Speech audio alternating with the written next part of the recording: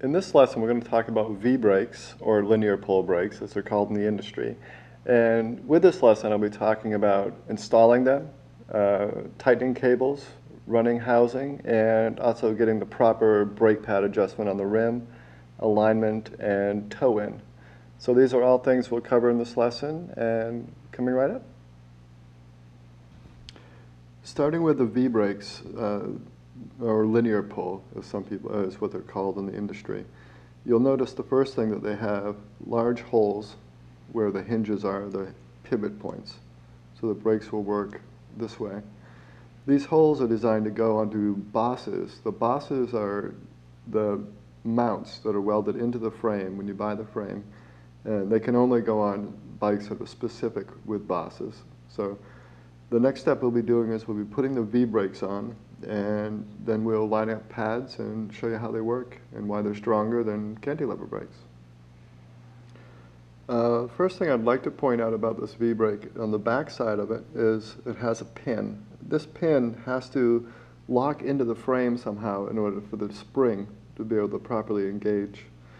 Now this pin will coincide with one of these three holes on the inside of the boss. Typically you would start in the middle hole, and if you were to go to the top hole, that would increase the spring tension, so the brakes would pull back better. Usually we start in the middle, and depending on some manufacturers, you may want to start on the bottom, depending on how strong the spring is. So for this one, I'm going to be putting it in the middle hole to start. We'll be starting with the inside here, and I'm starting with this one so that I can show you the pin engaging with the boss. You'll notice also that the boss, which I've mentioned before is part of the frame, I've already greased it. And you want to grease it because once you put the brake on and line that pin up, this is all got to move freely, and you want it to keep moving freely. So that grease is going to help in the future and prevent it from seizing up. So we're going to put this side on, and again the pin is going to be dropping into the middle hole. Now I've got pretty equal spring tension. I want to show you, if I put this into the top hole, see where that spring starts now? So that would be too much. If I were to try to push this together, I could bend these springs. And then if I put it into the bottom hole, it's into the wheel. It's got virtually no spring at all. So go back to the middle, and we're equal. We're pretty parallel with the frame before it starts to grab on us. The next step we'll be doing is putting the bolts in to lock this down, and then we'll work on pads and pad alignment and what type of pads you should be using.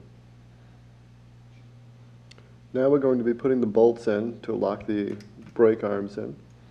These bolts have got some anti-seize on them, which is this white stuff. And without that anti-seize, depending on the different metals and different frames, over the course of a year, this bolt could actually weld itself to the frame, and you wouldn't be able to get it out, or you'd strip the head out trying to remove it. So an anti-seize is a good idea in any case, or even a little bit of grease if you need to. So I'm going to start by just threading that bolt in.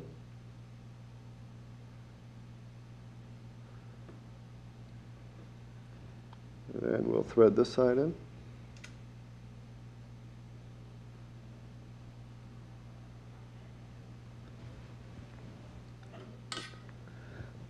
Now I'll introduce a tool, which is just an Allen wrench tool, but it's got 4, 5, and 6 millimeters sizes on it.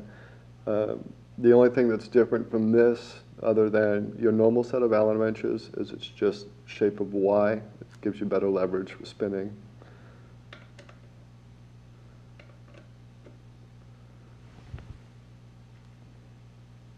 So we're just going to bring that in.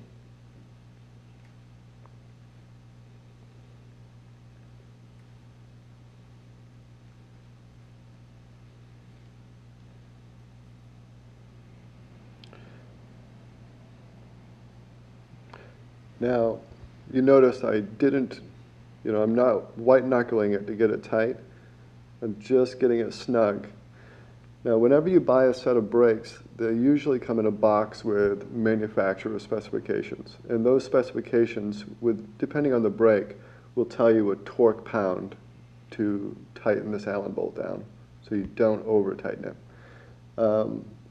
I understand that most people probably don't have torque wrenches or wouldn't know what to do with them if they did have them. So what I do is just get a feel for it.